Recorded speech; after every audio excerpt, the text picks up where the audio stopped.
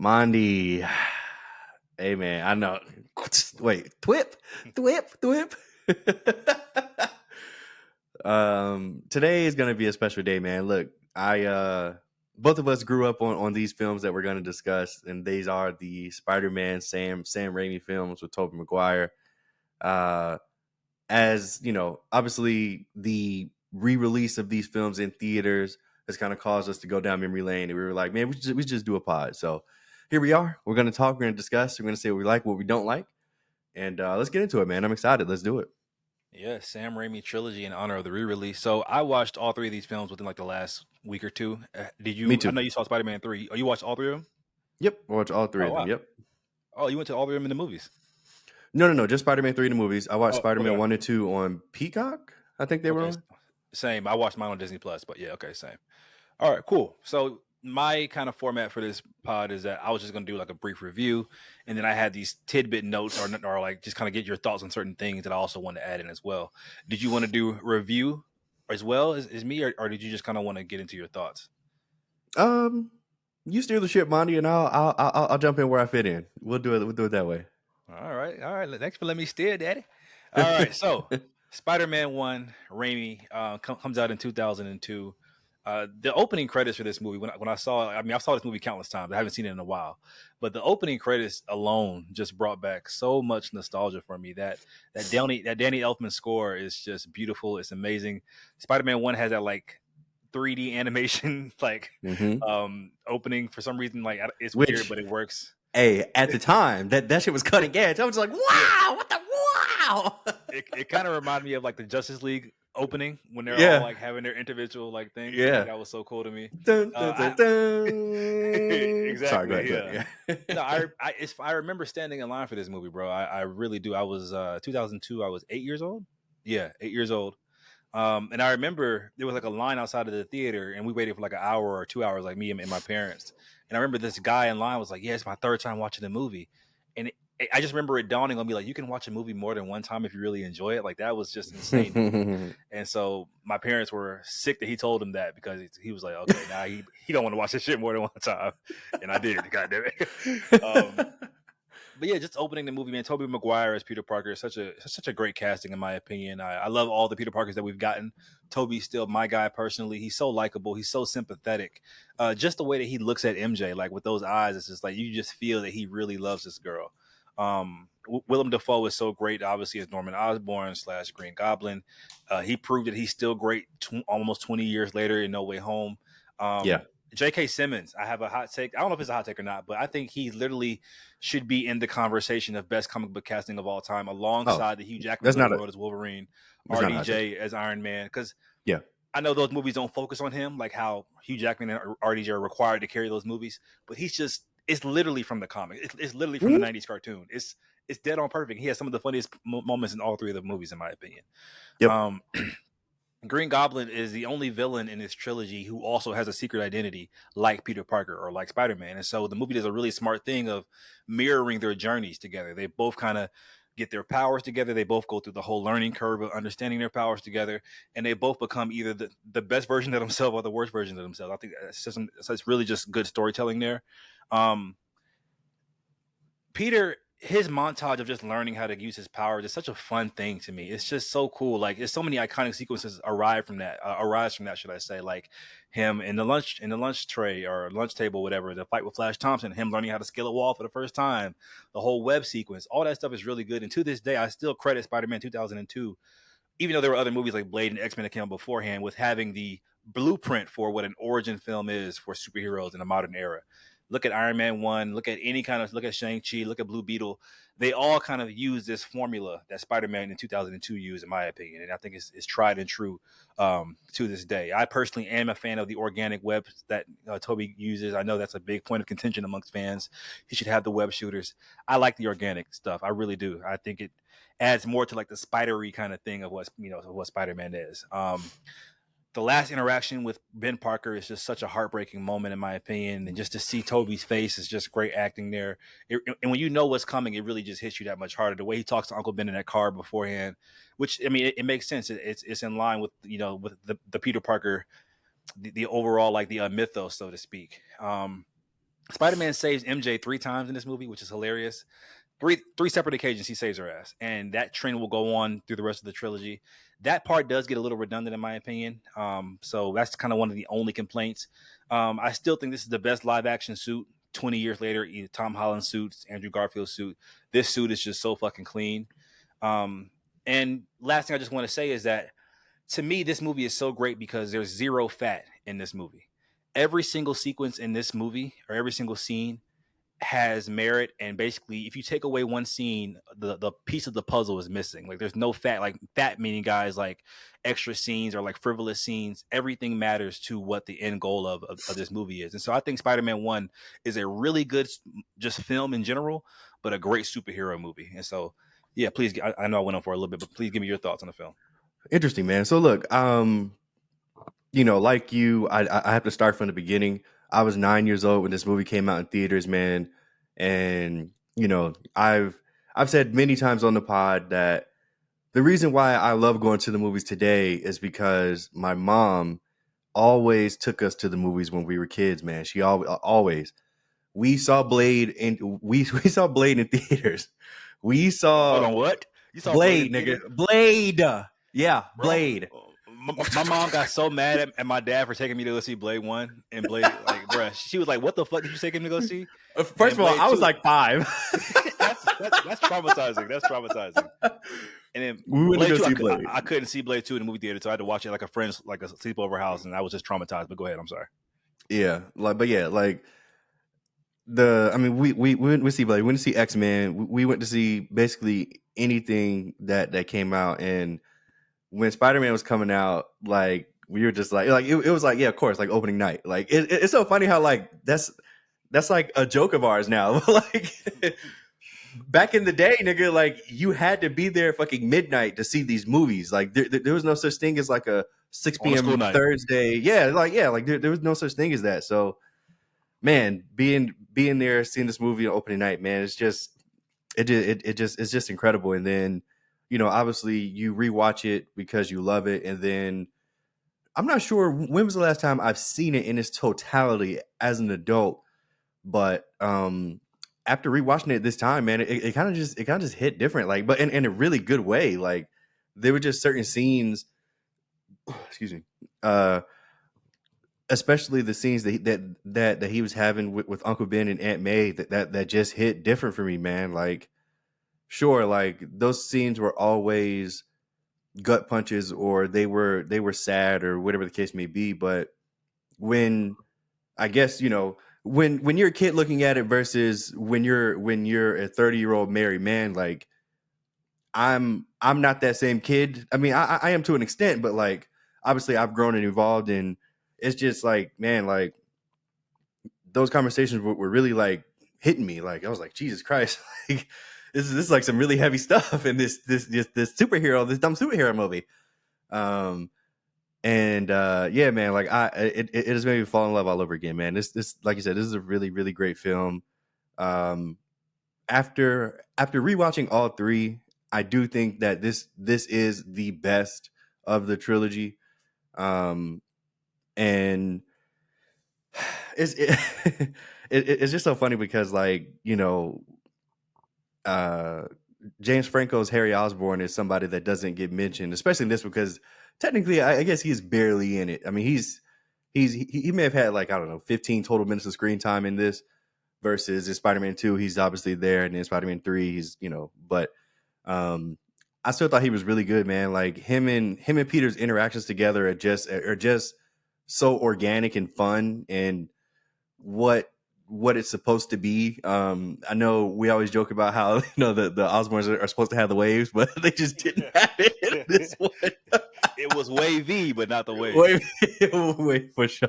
But yeah, like man, just to echo your thoughts on why can't I think of Willem Dafoe and his Norman Osborn and Green Goblin, just like the playing those two separate characters as Norman and the Green Goblin is just so iconic.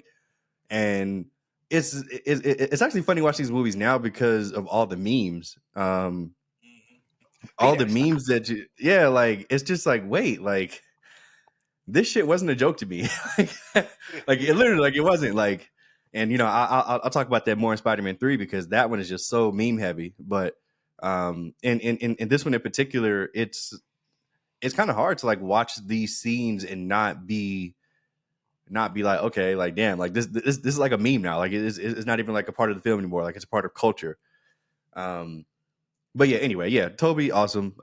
He's still my goat. The web suit, awesome. I still love it. It's still the best Spider-Man suit. Uh, his his his fucking spider bite that he gets is still like so nasty looking. Like it's just like a big That's the fight. fucking. Ah, yeah. That nigga took a chunk out that nigga hand. Boy, nigga was hungry.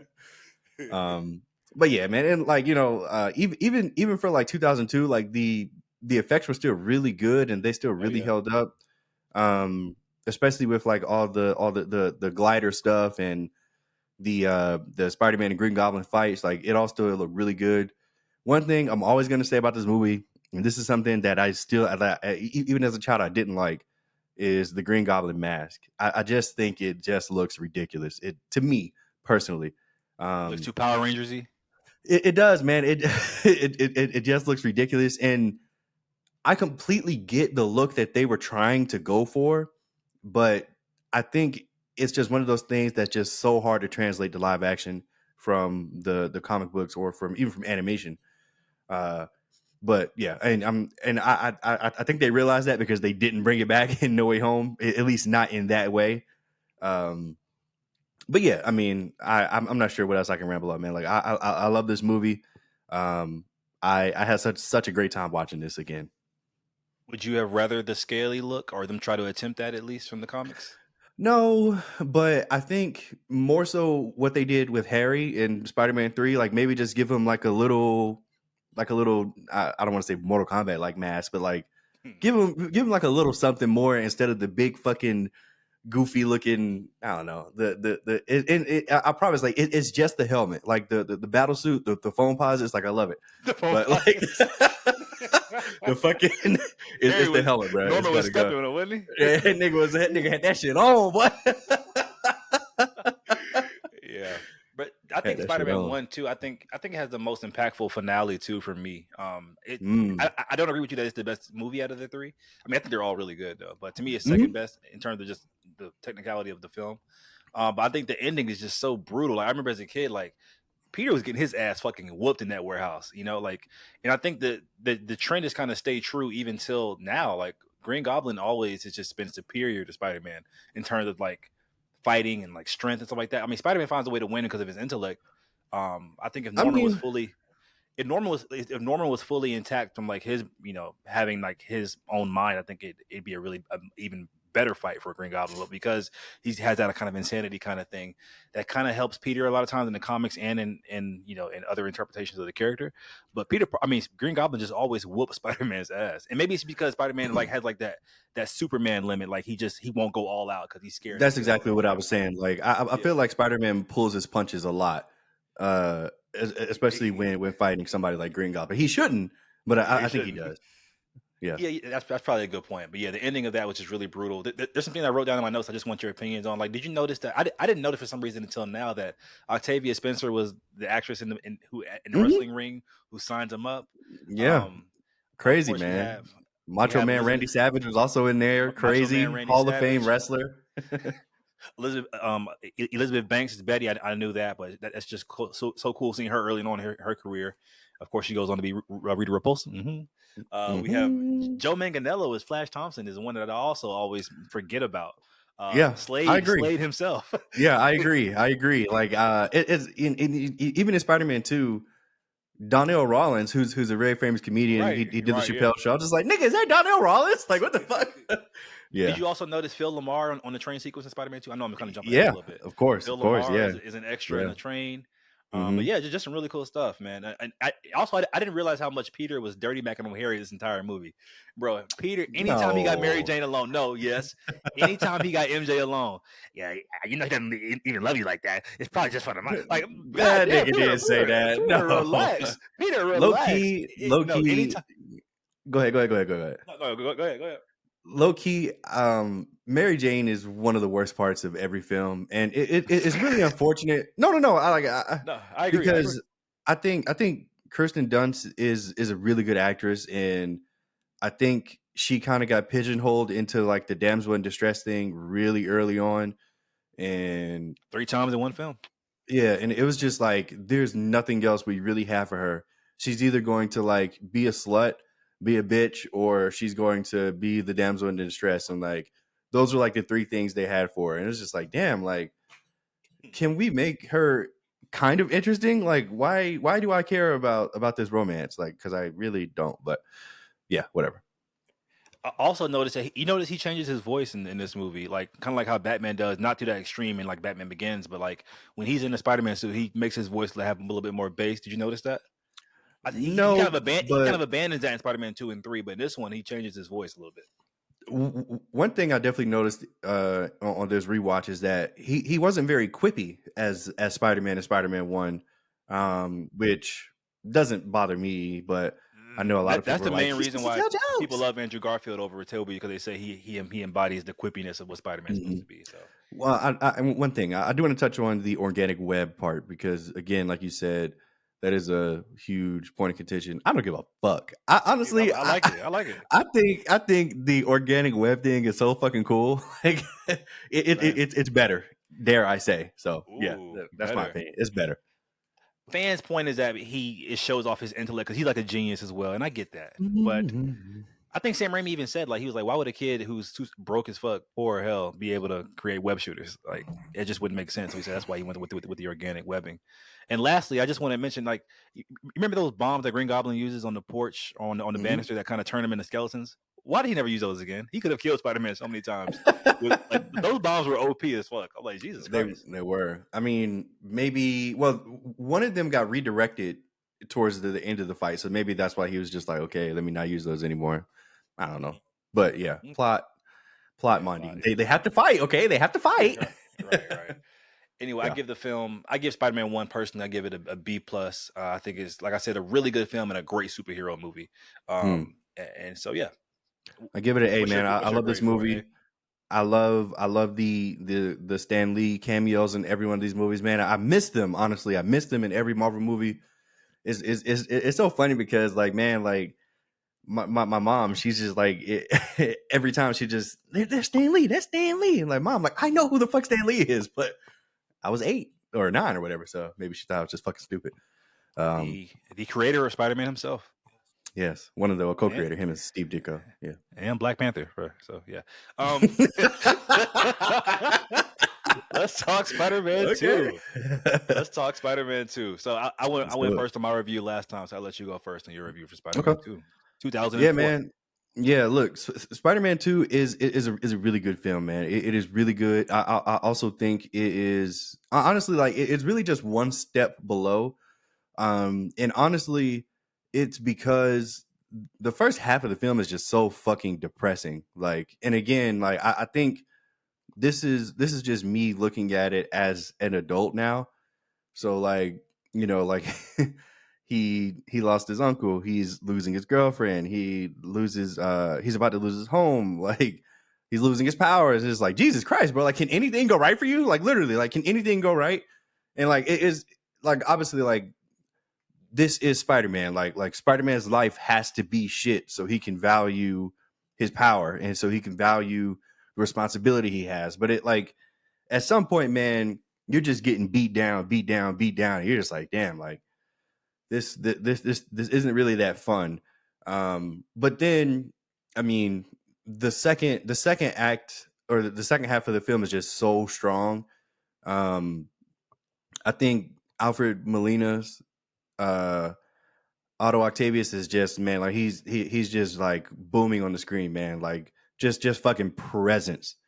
And then that something that Sam Raimi does really really well is showcase that is just a little pinch now, just a little pinch of horror now, because you can't do too much in these superhero movies. But that scene where the doctors are trying to cut off those arms, Oh my it's god. just man, it's just so good, bro. It's so good. Like just there's like one shot where like you see him just laying down, like you see his eyes, and you see like his body just waving around from the arms, just fucking everybody up. Oh, that shit is like bone chilling. It's like, oh my gosh, like, it's crazy. And also the scene where Rosie dies is just horrific. It's just like, oh my god, like fucking wife just got murked. Like, damn. But yeah, man, look, this movie, I mean, is okay. Cap Cap doing what he did in Endgame is now, in my opinion, is now the best superhero fight scene, the best superhero scene, whatever you want to call it, of all time. That's my opinion. But before that movie came out, what Spider-Man did with that motherfucking train, bitch,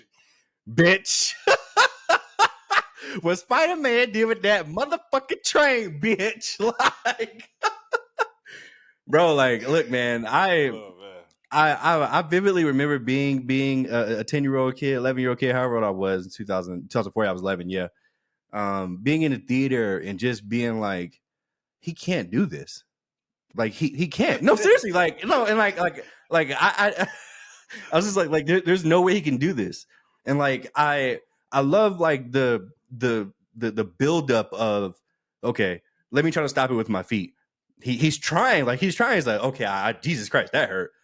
And then he's like, okay, well, let me try a few webs, and the webs break easily. And then he's just like, fuck, man, like I got to do something. And he just and like that shot of Toby, bro, when he's got it and he's it's just iconic to me, man. It means so much to me. And even like the bank fight with him and Octavius is still really great. There's so much fun to be had after having such a down first act or first half, I should say. But yeah, man, like I still really love this movie. I think it's absolutely fucking fantastic. Um, I think that I just enjoyed it a little less than the first one just because of the first act or first half. But this is still a absolutely amazing film. I love this movie. Yeah, so I think you might be in a minority in terms of what you said about earlier, calling it, or saying that to you is less great than Spider-Man One. I think me in the majority, which that doesn't mean anything, but this is the superior. This is the best film in the trilogy. And and now that I'm older, I appreciate it so much more. It was so interesting seeing Kevin Feige's name in the producer credits for this movie. It I'm like, oh shit! was. It I said, was oh, like, Kevin nigga, Feige. how long have you been doing this, bitch? How fucking long? Started from the bottom, now we here, huh? Right. The Damn. nigga said, wait till I get my own universe. What? These niggas um, don't even know what I'm doing right now in the background. Right, yeah. Nigga had the MCU mapped out. Phase 6. But Crazy. what you mentioned earlier about the first half of the film being kind of dour and depressing, when I was younger, I agree with you. That kind of dragged the movie down for me. But now that I'm older, for me, it really enhances the movie because Raimi just puts Peter through so much in these films. He Appropriately. does. Appropriately. He, like you said, Mhm. he financial issues, girl issues, and the reason why it sucks so much is because there's no reason in hell why somebody the likes of Spider-Man, who is a god in this universe, should Mhm. ever be dealing with these kind of things. But that's what makes Spider-Man the most relatable superhero of all time. He's me, he's you, he's the everyman, and Raimi just does such a good job of portraying that. Mhm. Alfred Molina is really, really great here. Like I think he's a great counterbalance to what Norman Osborn was, because Green Goblin is a maniacal insanity kind of person, and then you have this distinguished gentleman in Otto Octavius, and what he brings is just a whole different kind of thing. And it starts obviously the trend in Spider-Man movies where every single villain, or most of them anyway, are these really kind of sympathetic guys who are just fall victim to tragedy of their own, their own kind of doing, and they all die by their own hand. Um, like you said, the hospital sequence haunts me to this day. I remember the kid, like that to me, that was like a horror scene. I was like, what the fuck is going on? Like seeing the nurse's nail or the doctor's nails. Yeah, scrape across the ground. I was Wow. like, that still to this day, I was like, oh my god, like she must have been really trying to get the fuck away. But that, but yeah, like that was really, really good to me. That's just Raimi kind of showing off his background, obviously, with like the Evil Dead movies. Like I have to mention the train sequence. I know you did already, but bro, Please. the one thing I love about, I think every Spider-Man has their strength. I think Andrew Garfield has the quippiness. He moves more like a spider. I think Tom Holland is like a good combination of both Tobey Maguire and Andrew Garfield. He's kind of he fits the kid mold. He has that kid energy. But for me, Tobey Maguire, what makes him so great is that this nigga be boxing. He don't move like no spider. Hands, bitch, Yeah. hands. He was boxing Doc Ock. You understand me? Like that train sequence to me. I know you said the Cap sequence was the best to you, but this is to this day. I know we've seen bigger fights, like obviously the airport fight in Captain America: Civil War, the Endgame fight, but just the intimacy of this fight, the fight choreography, the way that Spider-Man and Doc Ock's powers just complement each other so well. Like the way when he throws Spider-Man, he goes through that bridge. I'm like, bro, like he moving like Spider-Man right now, and it's just such a great sequence, bro. I've watched that scene on YouTube at least 100 times, and the movies I've seen it a good amount as well. Um, to me, also, I just want to say that where was I? Oh, it always bothers me that when this is just like the nerd in me. When Spider-Man punches Doc Ock, that should be lights out. I get it. He has the arms, the mechanical arms, like that's his strength. Like those are crazy abilities. But like, if Spider-Man gets to your face, he's so Yeah. fucking strong, guys. He can lift 10 tons. Like it should be a wrap. But he's constantly punching Doc Ock in the face. And I'm like, bro, like nigga, your jaw should be off your fucking head right now. But anyway, Did you that so always bothered me. there's been like working theories about that. Like he actually was knocking him out with every punch, but the tentacles were just fighting back and holding him on and waking him up because the tentacles Oh, controlled his brain. I that's don't believe that to interesting. be true at fucking all, okay? But No, that's what some nerds are saying. Like, that's super interesting though, because he's right. yeah, Because the tentacles do control his brain and yeah, stuff. yeah, Interesting. whatever. It's Sam so Raimi's probably somewhere like, no, nigga. I just didn't want him to be knocked out, and like the fight must continue. But right, whatever. right, Yeah. right. But yeah, that's interesting. I think it's also interesting too that when I was younger, the arc of him losing his powers bothered me so much. I'm like, bro, this is so boring. I don't want to see him. I want to see him suit up. I want to see him fight bad guys. But now that I'm older, like that just really adds to the theme of the movie that much more, which is that him not having his powers and just being Peter and falling in love with MJ and going to class, that's the life that he deserves and that he wants.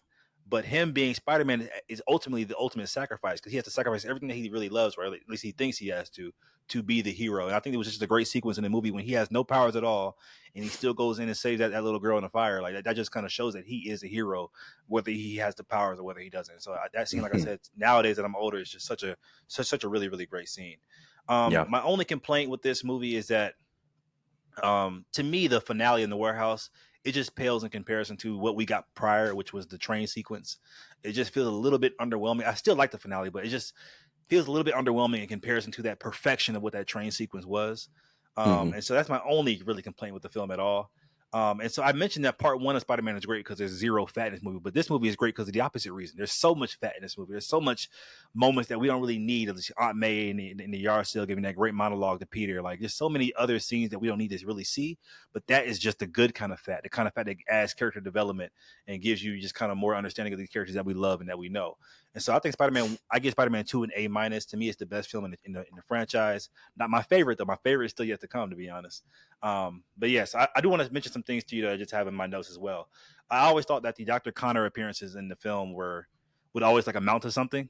I just thought it was just so cool seeing like if you know like Spider-Man lore, he's the lizard. I think Raimi even mentioned that he was planning on giving that lizard treatment in either Spider-Man 3 or 4, but the studio interfered. Hmm. Did you notice when he was a kid that was the Dr. Kurt Connors and what he was? Of course, yeah. I mean, Okay. they mentioned his name in the first movie, and I was just like, whoa, whoa, Kirk Connors. And then in the second movie, they actually had him in it. But yeah, yeah, of course, yeah. Okay. I do think, like you said, the original plan was to have him in 4, I believe. But yeah, they were just like, yeah, we're gonna reboot and give Andrew Garfield the lizard instead. Unfortunately for him. I hate the lizard's design in the Andrew Garfield movie. It's like I want to take an actual lizard. I don't want to see no fucking lizard man. Anyway, um, they name dropped Doctor Strange in this movie, but Yeah, he's like, oh, that name is taken, alluding to yeah, a bigger universe at play. yeah. Oh That my was god, definitely Kevin Feige. Um, I would fucking hate to see the Sony Doctor Strange. Oh my god. yeah. Man, like that scene with Jameson and where he's giving his monologue about how like, damn man, like I fucked up, like Oh we actually yeah, need this nigga. and he comes to takes And a then suit. like, he's a crook. He's like, man, it's Green Spider Man. Bring I me fucking Spider. love it. He's so great, bro. This is our Yeah, first he's amazing. introduction to Mr. Dickovich. Rent. Rent. Yeah. No, do you remember when niggas thought he was gonna be in No Way Home? Yeah, They they're were like, "This is gonna be crazy. crazy, bro. They're gonna bring everybody back." That'd have been Marvel nuts. Marvel fans are nuts. Yeah. I still think to this day that his daughter is a better fit for Peter than MJ. That's a hot take. I don't know. I think his daughter they just have a cute little chemistry together. I would love to see Peter try and do that. Yeah. He Um, doesn't have eyes for her though, man. He only has I know eyes he for doesn't. MJ. I know. Did you notice that in this movie, MJ's hair in the first one, her hair was like that bright red, comic accurate MJ, and this one is just more of like a natural ginger color. Did you notice that? Hmm. Um, Yeah, it's something that initially it bothered me, but her scenes were just so whatever anyway. I was just like, I don't really care. One thing that I will admit about this film that was kind of crazy. Oh no, I'm sorry. That's the next one. Never mind. I was gonna say that he fucking did that kiss with Gwen. That shit was crazy. That was a crazy oh yeah, decision. Um, it's but not me yeah, kissing her, Spider Man. right. Anyway, Like, but bitch, what? her What do you think fiance in about the the movie reveal? of what? Oh, of The what? reveal at Of the the end Gwen. where Harry finds out the truth. Oh, it was a great scene. Great scene. He was trying to stab the fuck out of Spider Man. He was. This nigga had a sai, the most random weapon ever. I Like, know, nigga, where'd right? you get a sai from? Like, what? Fucking Ninja Turtle. Yeah. Yeah. If you think about it, Peter has had to ask for Harry's help in the finale of both 2 and 3, which is interesting. Harry's an integral part. Mary J's fiance is played by the actor who plays Elijah in the show I love called Vampire Diaries in the originals. I just noticed that on this rewatch. He's also in the comic books. He's J. Jonah Jameson's son. And he's the actually one that goes to the moon when the symbiote gets attached to his spacecraft, and he's the one that brings it back to Earth, which is just a little fun fact there. Um, I love that little move that Spider Man pulls when he's swinging through the city. He goes through like that trailer tractor. He barely like that kind of stuff just kind of stands out to me. I love those kind of scenes. When Harry slapped Peter at that party, man, that pisses me off to this day. I'm like, Peter, fight back. I was like, but I get it. Like that scene was a culmination of everything he went through in that movie. MJ gets proposed to. There's no food and drink on the platter. Harry slaps him. He has to take the picture of MJ. Like that's just Raimi just really like, damn, like his life is fucked up at this point. Nigga, Um, rock bottom. yeah. So let me ask you, which Spider Sense scene is better to you? Because I think these are two of the best scenes in the whole Spider-Man lore. The scene when he's talking to MJ and Doc Ock throws that car, he goes, Okay. and that scene is fucking crazy to me. Or the scene in No Way Home when Peter realizes that Norman is turning into Green Goblin. Which of the Spider Sense scenes is better? So, okay, so I'm going to answer your question, but we need to set the stage here because something stinks. It doesn't make no fucking sense. So Harry's like, look, man, I'll give you all the tritium you need. Go find Spider-Man for me. Bring him here. Oh, Doc Ock, Norman. Doc Ock tried He's to kill like, that. yeah, like I'm just like, bro, like, wait a minute. Like he's like, okay, how do I find him? Go get Peter Parker. He takes pictures. Cool. This nigga throws a car at Peter Parker. Like, bro, like how? He would have died 100%. Yeah, like so I'm just like, wait a minute, bro. Like, what is he supposed to tell you if he's fucking dead? That was literally the only thing going through my mind. I'm just like, there's no way that like, this That's a just great doesn't make point. sense. It That's a just great doesn't make point. sense. Like this nigga, Doctor Octopus, just straight throws a car through a shop and expects Peter Parker to just dodge it and live and tell him where Spider Man is. Like, oh, okay. Great Anyway, point. that one's better. First of all, yeah, that shit, that scene was still crazy. That's a whole. But yeah, like when I was rewatching it this time, I was just like, this doesn't really make sense, but I'm just gonna go with it. Yeah. And the scene when Peter burst through the rubble, like that's just such a great scene because up until now he's been kind of down in the dumps, powers are missing, but now he's back. It's kind of like that Superman scene almost a little bit. Mm-hmm. And lastly, I remember people were saying on Twitter that Toby has like the best scream in Spider-Man. Have you noticed that? Like when he's falling, like It Toby's is voice great. acting is so good. He's like, like you feel like the guttural sound of him like actually Yeah. falling and stuff like that. I love Toby's screams in Spider-Man. Yeah, even when he's getting hit, like I remember in the train scene where he's getting hit and he's like going through, he's like, nah. It's like, damn, nigga, you okay? Oh fuck. Which is Yeah. extra funny because Toby does the voice work for the game, and people were like, And he's he so doesn't lazy. give up. Doc He Ock, doesn't don't give a hey, fuck. leave me alone. Yeah. Don't Yeah. hey, we don't gotta do this. Anyway. Nigga was like, MJ, stop calling me. Like, what, bro? Like, Toby oh was my so God. pissed off. He had to come in for that. Yeah, he really was. This nigga was But like, yeah, this place sucks. I guess Spider-Man 2 an A-. What grade would you give it? I think I would give it an A, So I guess Spider-Man 1 would be an A minus, and then this would be an A. Because I still think, like I said, I still think Spider-Man 1 is a better, more enjoyable film from start to finish. But this one is still really fucking good. It's still a Wait, really so you great meant the film. opposite? You meant Spider Man 1 is an A and this is an A minus? What you meant? Because you said Spider Yes. Man 2 was an A and you said Spider Man 1 was an A minus. Okay. Yeah, whatever. Okay, cool.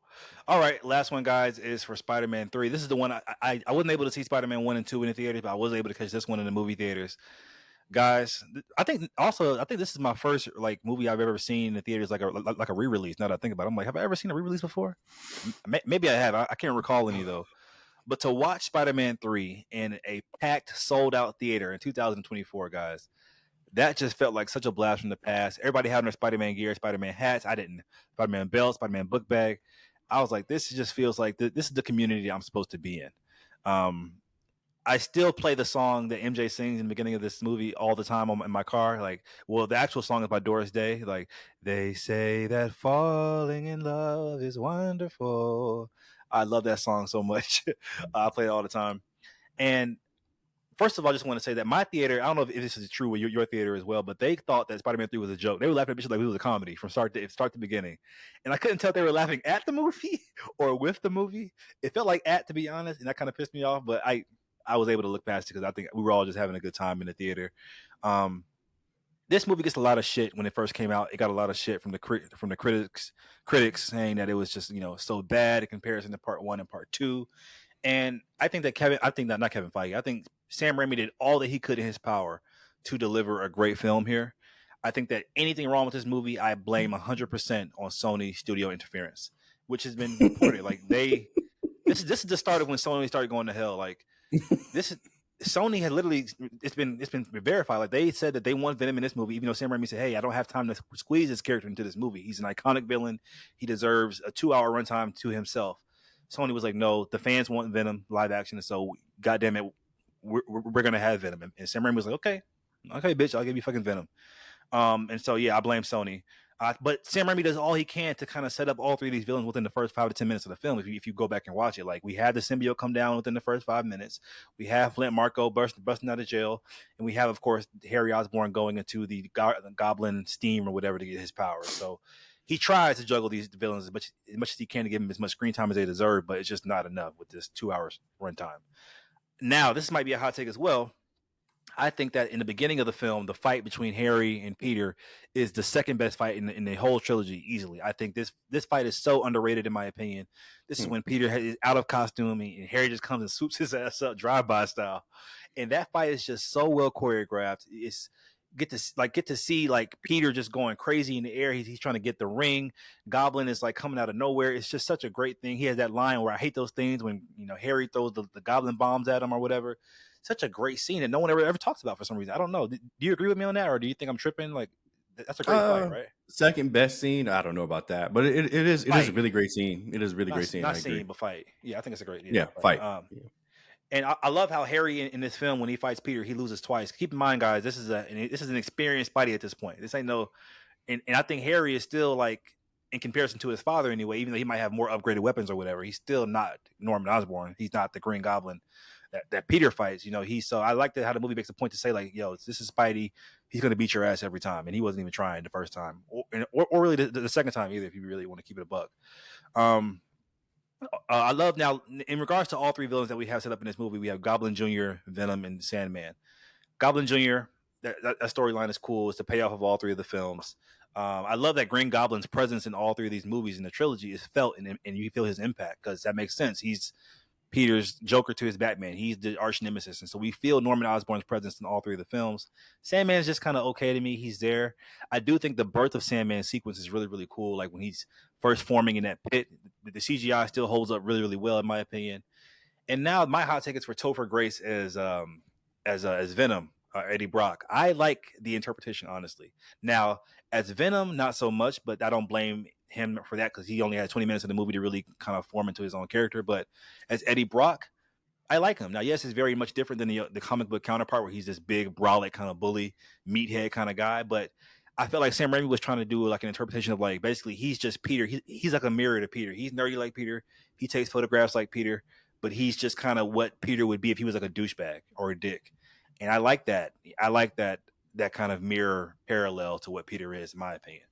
Topher Grace, I still fuck with him as Eddie Brock. Do you, or not really? He's serviceable, but I think anybody Okay. could have done what he did. Oh, you think so? Yes.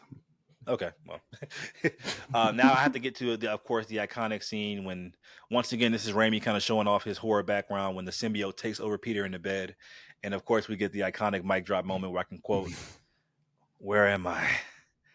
What is this? This feels the most iconic needle drop in music in superhero movie history. I don't care what nobody says. That score, first of all, I cannot find that score on Apple Music, guys. I've been looking for the last decade. They Every single movie score gets uploaded on Apple Music, and for some reason they will not put that Spider-Man 3 score up there for whatever reason. I search every other week. I promise. I'm like, okay, it has to be up there now. No, it's not, guys. So that pisses me off to this day. And even Sandman's theme song is really good too. No one talked about that. It's a really good kind of interesting, like, dynamic kind of thing. I like Sandman's as well. To me, this is my favorite in the entire trilogy. Now, I think it's the worst movie in the trilogy. I mean, they're all good in my opinion, but this is my favorite film in the entire trilogy. I think it has the most rewatchability because I think because there's so much going on, there's so much cooks in the kitchen, it makes like a lot of, like, okay, that's happening now, that's happening, and it's the funniest movie to me in my opinion. It's easily the funniest movie. Of course, like the whole Bully Maguire arc. Now, the reason why that works so well for me is aged really well too. I know people used to shit on it when it first happened, like, "Oh, this is not Peter Parker. Like, it's not supposed to be Peter Parker, bitch. He is this fucking symbiote." Anyway, um, Peter is so happy in the first half of this film. He's like blissfully happy. Like everything's going right in his head. Things are going well with MJ in his head. He's killing it as Spider-Man. And so when we get that dark transition from him becoming a Bully Maguire, as they call him now, it just really works for me. And when he puts on that eyeliner and he puts them bangs down, he's on some bullshit. He is on straight bullshit. Like the scene when he walks past the mirror and first puts his bangs down, my theater erupted in laughter. I'm like, bitch, don't make fun of Bully Maguire.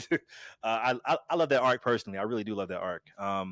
I think that he has so many iconic lines when he's in Dark Peter, like, "I'm gonna put some dirt in his eye." That got a big reaction out of my theater as well. Um, which also leads to the end of the Blue Maguire arc, which in my opinion is the best comic book shot, well, not the best, but one of the best comic book shots in history. On top of the church tower in the rain, nighttime, black Dun, suit, dun. looking Yeah. down, kneeling down, like what an iconic shot. Like that shot, I remember that was all over the marketing for this movie. I was just like, I had to see it. I had to go see this movie. Um, I think Aunt May knows, by the way, that he's Spider Man. I I think think she she knew a knows. Spider-Man too with that speech. Okay, yeah, because I saw some fans have said that when Doc Ock has her and he's like has her for like not ransom, but he has her and he yells in the Spider Man suit, Aunt May, or something like that. And then she kind of figures it out, and then that leads to that speech. And if Aunt May does know, it's just such a great tidbit by Raimi to just kind of put it in there so subtly, and for her to really never address him or come forward, straight at him like that. I think she's just such a great presence in this film as well. She's really his rock in this movie, and she does such a good job. The actress Rosemary Rosemary, Harris was yeah, amazing in all three of these films. Honestly, she really is. She really is. We also get to see how tragic Harry's life is in comparison to Peter's. You could argue it's even more tragic. He's just doing what he thinks is right. He's trying to avenge his father. I was so happy to see them at the end team up. I think they make a great team. Like they're doing combos, they're having good banter. Like this would be a good ass team if y'all just help defend New York, together. But of course, that ends up leading to his death. Obviously, I do think this is the worst finale out of all the finales in terms of just the stakes, and it just felt kind of weak, with the whole Venom and Sandman thing.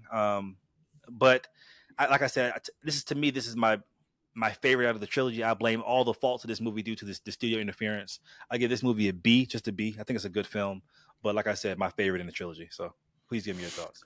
interesting. So I also saw this movie in theaters in 2007, and of course I saw it on the rewatch this past Monday. Uh, Kind of like I stated earlier, where it felt like this movie, especially. I mean, obviously, I didn't see the other two rewatches, so I guess I really can't say that. But it felt like this movie, especially, people were there to just laugh at it. And I wasn't having a good time in the theater. I really wasn't. Oh, I felt like the old man. Like I was just like, this is not fucking funny. Like this is serious fucking business here. Like niggas is laughing at every little thing. Like everything was just a kiki or a ha ha or like it. I I felt so old watching this movie. My theater was also packed. There were several people dressed as Bully Maguire, several people dressed as Dark Suit Spider Man, full costume by the way, As Bully Maguire, that's pretty as Bully crazy. Maguire, as Bully Maguire. And it just felt like they were there to just laugh at this movie, man. I wasn't having fun. I actually ended up walking out of my screening. Like I was just like, I No don't, way. yeah, like I don't want to be here with you guys. Like this isn't fun for me. Like, Damn. I'll let y'all do y'all's thing and y'all have fun and y'all laugh and joke about it. But When'd you walk out? uh, probably like an hour 30. What did I see? This man will walk out of a theater. He don't give a fuck. Yeah, I just wasn't having fun, bro. Like I wasn't. I'm Like sorry. I was just getting pissed off at everything. Like you said, like as soon as he looked in that mirror and touched his hair, like the crowd was like, Bully McGuire. I mean, Ah! it is funny, but It no, but is, but it's I not feel you that though. fucking Like funny. you can Like, tell when you can tell when people are laughing at something as opposed to with yeah, something. yeah. It's just like, come on, bro. Like this is the fucking joke to me. But anyway, look, let's talk about the actual movie, okay? That boy takes Spider-Man 3 serious, boy. We're in the symbiote right now, don't Look, man, look. I still love this movie, man, and maybe that I was love to it my too. fucking detriment. Maybe I shouldn't give a fuck about this goddamn movie and just laughed at it too. But I just couldn't. Okay, like this shit was not fucking funny to me, bitch. I was in Man, there. walked out. That's so crazy. I walked out, Of a nigga. re-release. You can walk out of a re-release, y'all. That's crazy. Nigga, I called Avi. I was so mad. I was like, you can't believe these fucking kids in here. I was just like,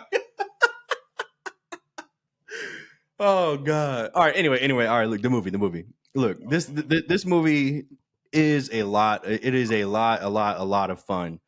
Um, Toby is so oblivious to how shitty a boyfriend he is. Like I said, like that scene where he literally kisses Gwen in like the classic Spider-Man. Like, what are you doing? Like, what are you doing, bro? Like, and then he had the nerve to be like, "Why are you tripping, MJ?" Like, bitch, like that was Spider-Man. Like, the fuck, like, That wasn't me. That was yeah, Spider-Man. like, you know damn well Peter wouldn't do that shit. Like, nigga, like what, bro? Like, what?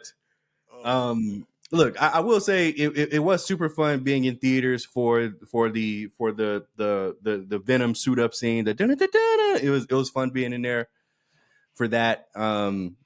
I will say the one time I did laugh at the movie was where Brock was out there trying to take pictures of the new black suit Spider-Man and Peter and breaks his camera. See you, chump.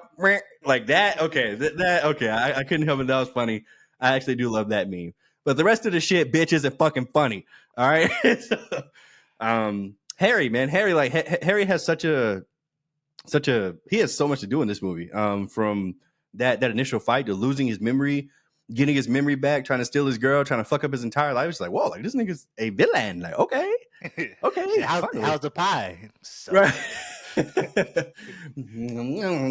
Yeah, them Bro, fuck isn't niggas it love funny that too. when Peter sees Harry through the window and that bus goes by, and Harry's I'm Yeah. like, nigga, Harry's on that Really? ground, like, Right. nigga, if Peter walked in that restaurant, he would have saw Harry on the ground looking stupid as fuck. Oh, I almost just passed out. Oh god, that was funny. Holy shit, yeah. Nigga pulled a Batman. Yeah, the Sandman thing. I don't hate Flint Marko as a character, and I don't hate the Sandman story in this film as much as a lot of people seem to. Honestly, I think it's low key like part of the heart of the movie, like his story with him and his daughter. Like he's like he says something to the effect of like, I'm not a bad guy, I've just had bad luck. He's trying to raise money to like literally save his daughter's life, and I mean, what the fuck would you do to save your kid? So, you know, we can all relate to that story. I do agree that his whole Sandman transformation still holds up really well. It was like, wow, It's kind of beautiful scene, isn't it? yeah, it's really good for 2007. Like, holy shit, okay. It's crazy, but like that's like a lifetime ago. That's like so long ago now. And you know, to see how far things have come, it's just it's good to see stuff like that still hold up. Venom. So Venom. I can tell that he was kind of an afterthought, and that you know, maybe he really wasn't supposed to be in this movie. Because honestly, if you take everything out, like the entire symbiote stuff out, like the movie still kind of works. You can explain Peter's new attitude in a different way, kind of like I did in Spider-Man 2, but whatever. I still think that that Bell scene is just so, it's just so iconic to me, man. Like where he's scratching and clawing to get that shit off. That bell rings and you see Venom's face right next to his, like screaming, Yeah.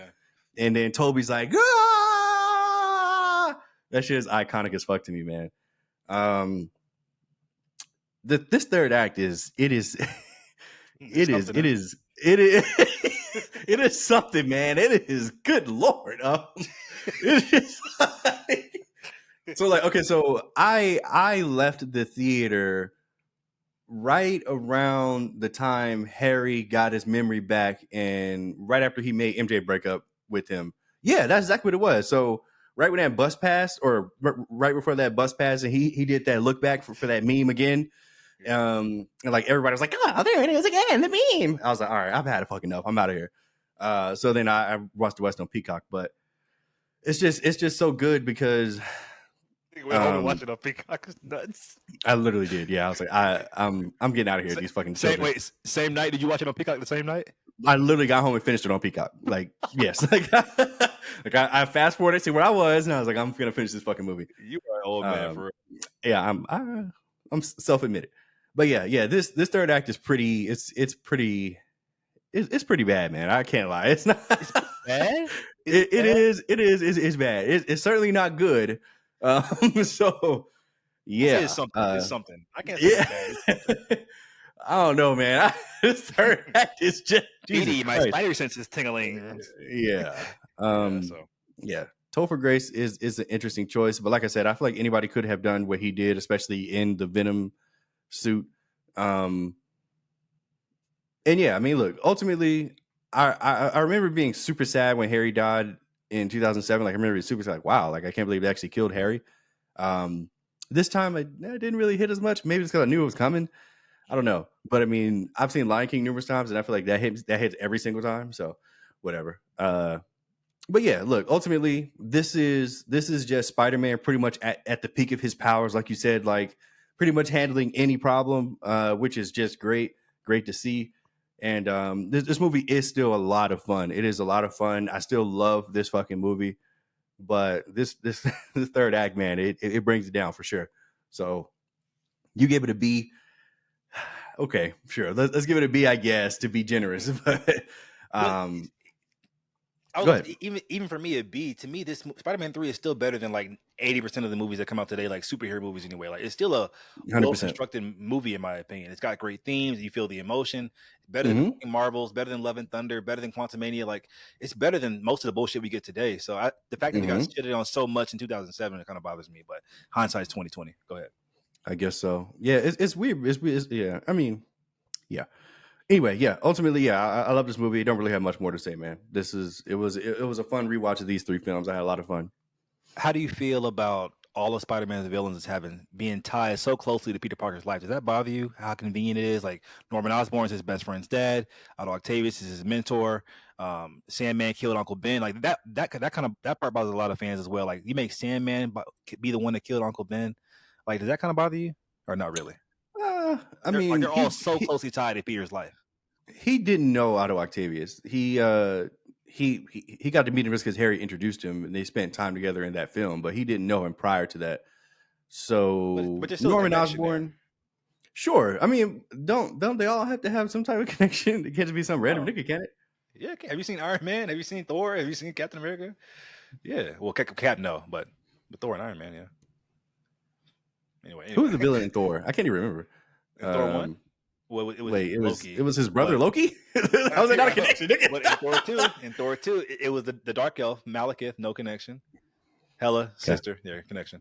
Love and Thunder, Gore the God Butcher, no connection. Anyway, all moving right.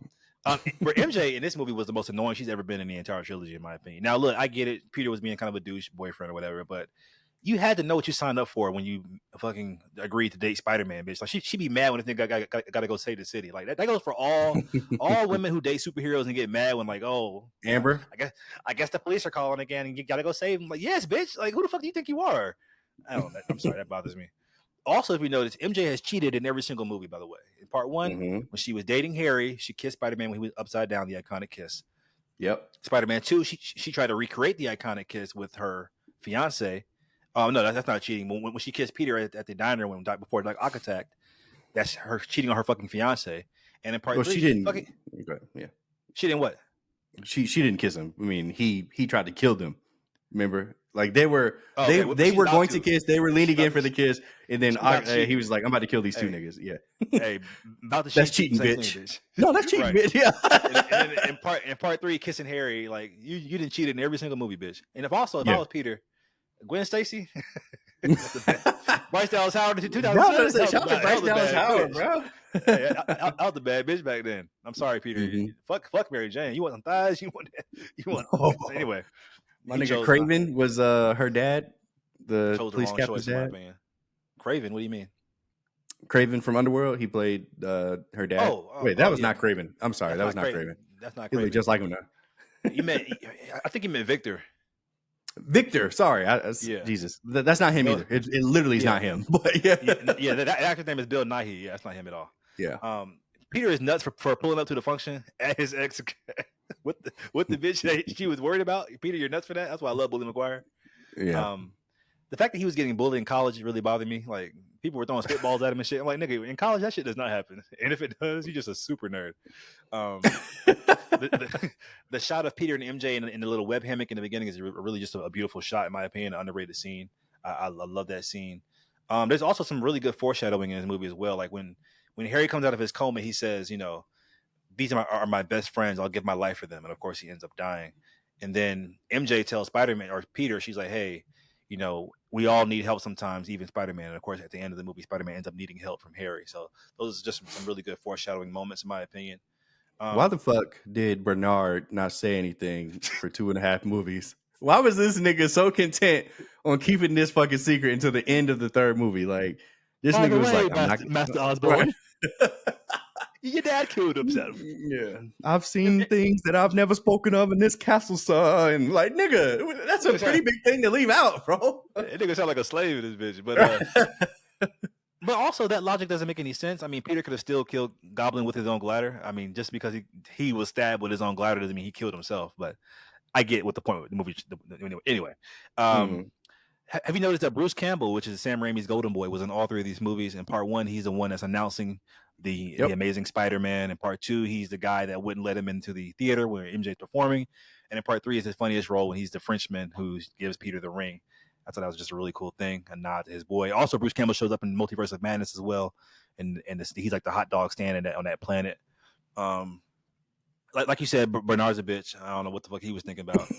Um, and yeah. Also, I love the fact that Venom kind of like to me, Venom does not need the help of Sandman at all. Like that just kind of goes to squeezing in the villains at the end. Like Venom is his own beast within itself. Like if you think Goblin's a fucking problem to Peter, Venom is Peter's superior in every single facet except intelligence. He's bigger, he's stronger, he's faster. Peter cannot hold back punches on Venom. Venom will fucking fuck him up.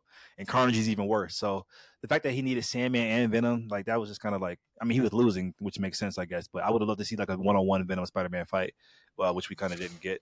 Also love the comic accurateness of like Venom is one of the only people who doesn't activate Spider-Man's spider sense. And in the movie, you get to see that anytime Venom comes out of nowhere to attack Spider-Man in that last act, Spider-Man does not see it coming at all. Like there's no spider sense warning. The symbiote totally negates that spider sense, which is really really cool to me.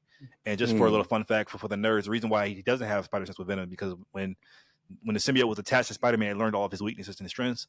And so when it attached to a different host, it kept that spider sense in mind. It was like, okay, so we're gonna negate that shit in case we gotta fight him. So that's really really cool. And yeah. Okay. Sam Raimi did mention that. What the fuck are you laughing at? I hate you. Sam Raimi did mention that he did have plans for Spider-Man 4. He wanted to bring in Vulture. He wanted to bring in Lizard. He wanted to bring in Black Cat. But the studio, because even though this movie made the most financially, it was received so poorly from critics that they decided to go a different direction with Andrew Garfield. And so I think I would have loved to see Spider-Man 4. There's still talks that Sam Raimi might come back and do a Spider-Man 4 if Sony's up for it. I'm sure Sony is. If Sony will do Silver Sable, they'll do anything. So it's only a matter of time until that comes. Are you looking forward to a Spider-Man 4 in this era, or would you think it should keep it how it is? And if you I are, think, what do you want to but see in it? I think that this is the perfect time to do it. Toby himself is older. I think they can tell a more mature story. Now, for everybody, that doesn't mean he's got to be a fucking Logan. That's not what it means. He doesn't have to sit and watch his friends die. The nigga's not 100, okay? Um, you can still tell a good Spider-Man story at the age Toby is. The seasoned grizzled vet who's seen it all. As far as villains, none of those villains you mentioned it just excited me. But I mean, I'm sure his plans have changed 20 years later, but it just yeah, makes sense. I mean, low key, I think it's time for the Sinister Six, and I think it's time for like a Again? Spider-Man team up. Yeah, and I think I think they need to just bring Andrew and Toby together and just do it like that. That's what I want. So So you don't want Spider-Man 4, obviously. You want Spider-Man 3.5. Anyway, Mhm. I want a legit Spider-Man 4, old man Logan style. At the end, he dies. Oh Um, god. I mean, he doesn't have to die, but I mean, I just love that Logan formula. But anyway, guys, that wraps it up. I rank the movies, and personally, from just the best films, I go 2, 1, 3. But from enjoyment level and rewatchability, I'll go 3, 1, 2. That's just my ranking. What's yours? I'm just curious. Hmm. Best movie. It is 1, 2, 3. Um, Rewatchability. That's a good one. It'll be 3, 1, 2. No, 1, Mm, 3, 2. And what was the other thing you said? that was it. Oh, all right. Yeah. Rewatchability. Yeah. Yeah. Anyway, great pod, man. We love these Spider-Man movies. Spider-Man 4 coming soon. Do you plan on watching the Andrew Garfield movies? Because I think that they're coming to theaters soon too. I don't plan on watching those in theaters, but do you I'm plan on about to say watching them? I'm not gonna watch those in theaters. No, not after this fucking experience. I just have Spider-Man 3. No, but then again, this movie isn't as memeable as the Sam Raimi movie, so maybe I probably won't. But yeah, we'll see. All right. Great pod. Thank you. Thanks, Monty.